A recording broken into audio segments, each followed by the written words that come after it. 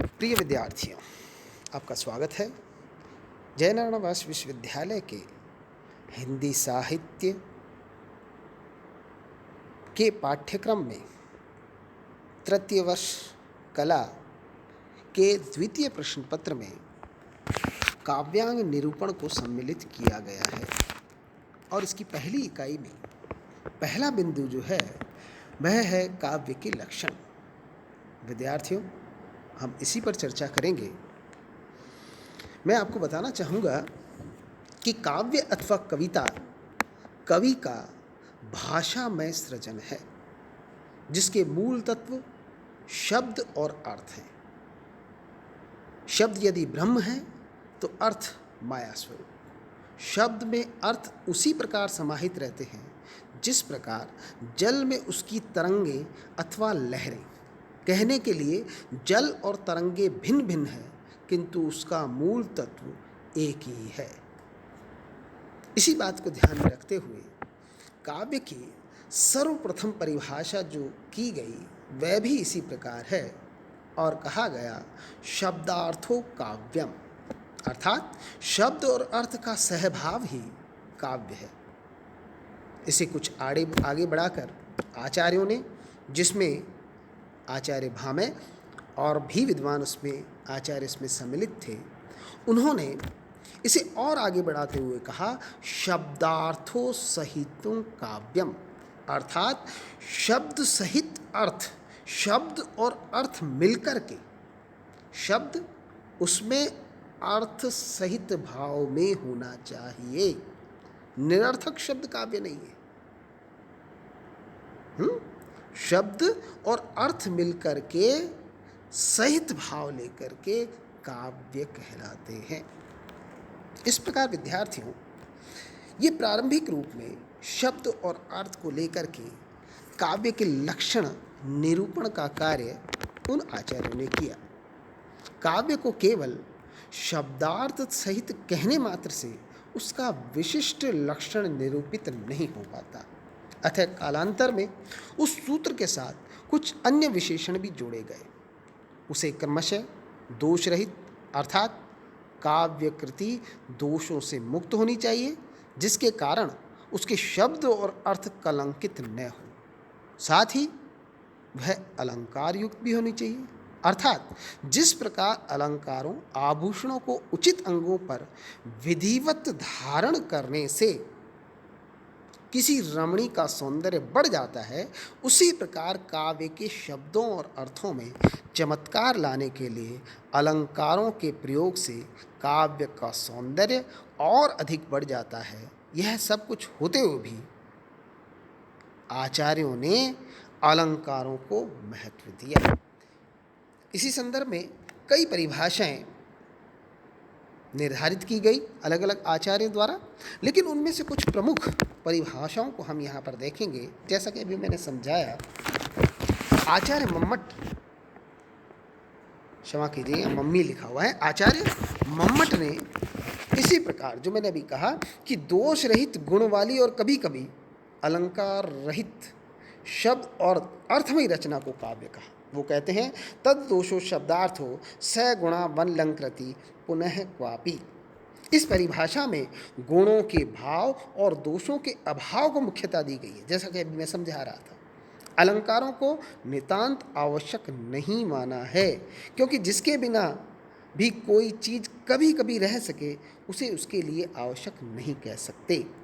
आचार्य विश्वनाथ ने इस परिभाषा की आलोचना करते हुए कहा कि बड़ी उत्तम कविताओं में भी थोड़ा बहुत दोष निकल आता है, इसलिए वह कविता की श्रेणी से बाहर नहीं निकाल दी जा सकती। विद्यार्थियों, दूसरी जो परिभाषा है आचार्य विश्वनाथ ने दी, वो कहते हैं वाक्यम रसात्मकम काव्यम। आचार्य विश्वनाथ ने एक सादे सब सदे के नियम का अनुसरण करते हुए काव्य की परिभाषा इसी प्रकार दी, अर्थात रस युक्त वाक्य काव्य है। जहाँ इनसे पूर्व के आचार्यों ने पत्तों और शाखाओं को सींचने की और तुलसीदास के शब्दों में बरी बरी में लौंड देने की कोशिश की है, वहाँ विश्वनाथ ने सीधा जड़ को सींचा है। गुण, अलंकार सभी रस के पोषक हैं। वाक्य शब्द में शब्द के साथ अर्थ भी शामिल हो जाता है, क्योंकि सार्थक शब्द ही वाक्य बन जाता है। इसे रसात्मकम शब्द में काव्य का अनुभूति पक्ष या भाव पक्ष आ गया, और वाक्य शब्द में अभिव्यक्ति पक्ष अथवा कला पक्ष आ गया। इस परिभाषा में केवल यह दोष बतलाया जाता है कि रस की परिभाषा अपेक्षित रहती है, किंतु मोटे तौर से यह सब लोग जानते हैं कि रस क्या चीज़ है। वैसे तो गुण और दोष शब्द भी व्याख्या की अपेक्षा रखते हैं। इसी संदर्भ में तीसरी महत्वपूर्ण परिभाषा जिस पर हम चर्चा करें, पंडित राज जगन्नाथ,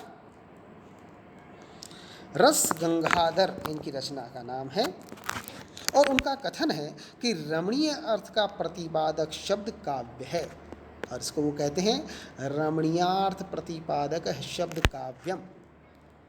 रमणीय का अर्थ है मन को रमाने या लीन करने ले वाला। रस में भी मन आनंद से व्याप्त हो जाता है, रमणीयता में भी रस का भाव संलग्न है। रमणीय अर्थ में रस के अतिरिक्त और चमत्कार भी आ जाते हैं। जगन्नाथ ने रमणीय का अर्थ चमत्कारपूर्ण आह्लाद बताया। रस की परिभाषा को उन्होंने संकुचित बतलाते हुए कहा है कि बड़े बड़े कवि चिल्ला उठेंगे कि उनकी कविता विश्वनाथ की परिभाषा में न आएगी, किंतु ऐसा नहीं है। रस में भी अन्य चमत्कारों का भी उनके पोषक रूप से महत्व रहता है। प्रिय विद्यार्थियों, हम आगे बढ़ें। ये कुछ प्रमुख परिभाषाएं। इन परिभाषाओं के आधार पर हम अगर कुछ निष्कर्ष निकालें तो संक्षेप में काव्य के कुछ महत्वपूर्ण अंग सामने आते हैं। पहला, काव्य का विषय अथवा कथ्य। काव्य का विषय क्या होना चाहिए, वह कहना क्या चाहता है।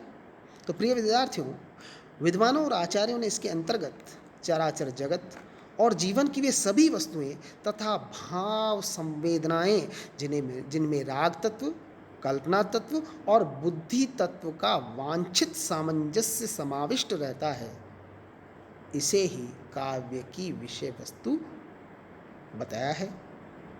दूसरा बिंदु है काव्य का अभिव्यक्ति पक्ष अथवा भाषा शिल्प। इसके अंतर्गत विद्यार्थियों शब्द, अर्थ, शब्द शक्तियाँ, काव्य गुण, अलंकार, रीतियाँ, वक्रोक्ति, काव्य के गुण, दोष आदि आदि सम्मिलित हो जाते हैं। प्रिय विद्यार्थियों, इन दोनों के अतिरिक्त एक सबसे महत्वपूर्ण चीज़ है जो इन परिभाषाओं से निकल करके आती है, और वह है काव्य का आत्मतत्व। रस और ध्वनि काव्य का आत्मतत्व है, जो कि विभिन्न आचार्यों ने सुझाया है, जो काव्य के शब्द अर्थ रूपी शरीर के भीतर अंतर्निहित है। आचार्यों ने रस और ध्वनि को काव्य की आत्मा माना है, जिसका मूल मंतव्य यही है कि रस और ध्वनि ही काव्य की प्राण चेतना है, जिसके बिना काव्य न रहकर निर्जीव तथा एक सामान्य कथन मात्र सा रह जाता है। इस प्रकार स्वतः ही काव्य में रस के महत्व को स्वीकार किया गया। प्रिय विद्यार्थियों, काव्य में महत्वपूर्ण क्या होगा, इसको लेकर के भी विभिन्न आचार्य एक मत नहीं है। उनमें प्रमुख कौन सा है, इन अंगों में से किसी एक पर ही बल देने के कारण, जैसे किसी ने कहा अलंकार महत्वपूर्ण है, किसी ने कहा गुण महत्वपूर्ण है, किसी ने कहा रस महत्वपूर्ण है, कोई ध्वनि को महत्वपूर्ण मानता है।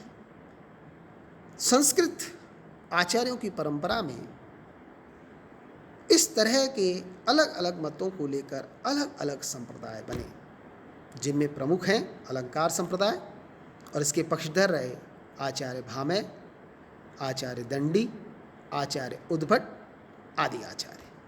इसी प्रकार वक्रोक्ति संप्रदाय, और इसके समर्थक हैं आचार्य कुंतल या आचार्य कुंतक, दोनों एक ही हैं, कुंतल भी कहा जाता है और कुंतक भी।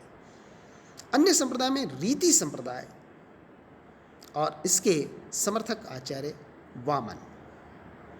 अन्य ध्वनि संप्रदाय,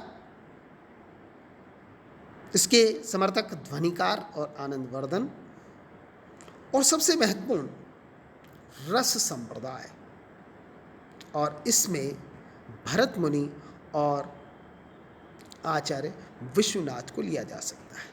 प्रिय विद्यार्थियों, इन सभी संप्रदायों ने अपने अपने मत को पुरजोर और तर्कों के माध्यम से सिद्ध करने का प्रयास किया। काव्य की लक्षणों में आज हम इतना ही, आगे और देखेंगे। धन्यवाद।